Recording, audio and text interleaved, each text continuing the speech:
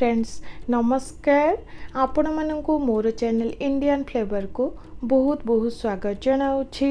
Friends आज आमे प्रस्तुत करिबा प्रभु जगन्नाथंकर 56 भोग मध्यरु गोटिए भोग मांडुआ पिठार रेसिपी।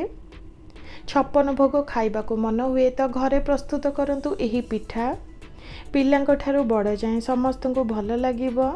जदि आज ही रेसिपीटी पसंद आसी थाए तो गोटे लाइक करि देबे। नुआ थिले आगु को नुआ नुआ वीडियो पाई चैनल टी को सब्सक्राइब करने को भूलिबे नहीं।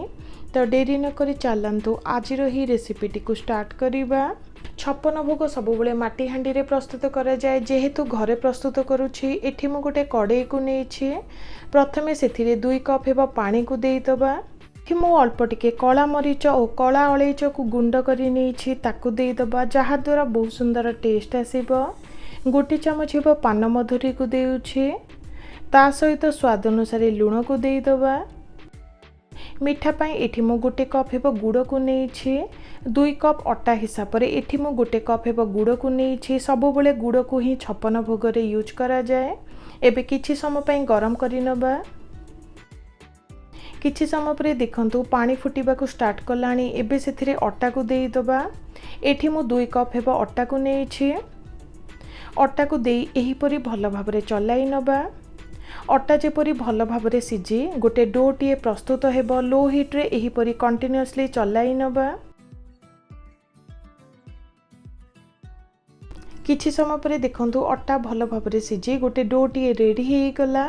सुंदर बास्ना और टेस्ट पाई एठी मु अल्प टिके घी को देउछि। घी को देला परे भल भाबरे सब को मिसाई नबा। फ्रेंड्स एबे अधिका रांधिबार किछि दरकार नुहे। एबे कवर करी नै प्राय 5 मिनिट पई रेस्ट रे रखि दबा, जहा द्वारा डोटी टिके नरम होई जिवो। एठी गोटे प्लेट को नेछि। अल्प टिके घी को लगाई नबा, जहा द्वारा डोटी को टिके चकड़ीबारे सहज होई थाए। एबे सेथिरे डो को दबा। फ्रेंड्स अटा जेमिति चकुटु छंती सेही परी हाथ रे भल भाबरे चकटी नबा। देखंतु भल भाबरे चकटी नेले। एबे चलंतु पिठा सबु को गढ़ी नबा। प्रथमे हाथ रे अल्प टिके घी किंबा तेल को लगाई नबा। आपण मानको जेते बड़ साइज रो पिठा दरकार से हिसाब रे डो को नै देखंतु एही परी गढ़ी नबा।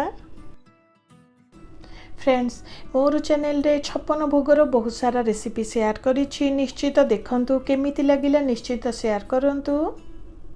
देखंतु एही परी गोटे गोटे करी पिठा सबु को गढ़ी नबा। एठी मने रखिबे अधिका मोटा नुहे कि अधिका पतला नुहे, एही परी रहिबा दरकार। देखंतु अति सहज रे गोटे गोटे करी गढ़ी नेले। फ्रेंड्स एबे मांडुआ पिठा सबु रेडी हेई गला छाणीबा पई। एबे चलंतु छाणी नबा। 56 भोग को घी रे छणा जाए। जेहेतु घरे प्रस्तुत करूछि एठी मु तेल को नेछि। एबे सेथिरे आधे चमच हेबो घी को देई दबा, जहा द्वारा सुंदर बास्ना और टेस्ट आसीबो।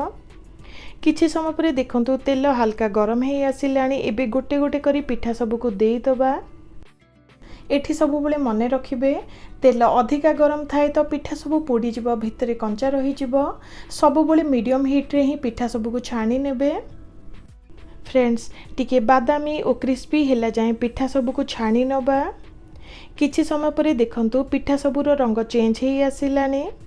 एबे ओलोटाई नबा, जहा द्वारा उभय साइड भल भाबरे भाजी परिबो। देखंतु एही परी धीरे धीरे करी ओलोटाई नबा।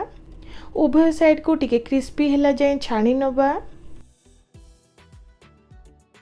किछि समय पर देखंतु पिठा सबुर रंग चेंज हेई आसिलानी, टिके क्रिस्पी लागुछि। फ्रेंड्स अधिका छाणीबार किछि दरकार नुहे। एबे गोटे गोटे करी काढी नेउछि। देखंतु एही परी हल्का टिके प्रेस करि दबा, जहा द्वारा सेथिरे थिबा एक्स्ट्रा तेल सबु बाहरी जिवो। तो फ्रेंड्स देखंतु मांडुआ पिठा सबु हमर रेडी हेई गला। एबे गोटे प्लेट को काढी नेउछि। देखंतु गोटे प्लेट को काढी नेली। एबे गोटे तुलसी पत्र दे सजाई नबा।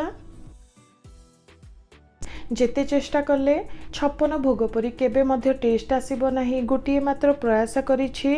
आशा करूछि आज ही रेसिपीटी आपण मानकु भल लागिथिबो। निश्चित ट्राई करिवे, केमिति लागिला निश्चित शेयर करिवे। जदि आज ही रेसिपीटी भल लगे गोटे लाइक करदेवे नुआ थिले आगु को नुआ नुआ वीडियो देखिबा पई चैनल टी को सब्सक्राइब करने को भूलिबे नहीं। रहुछि नमस्कार।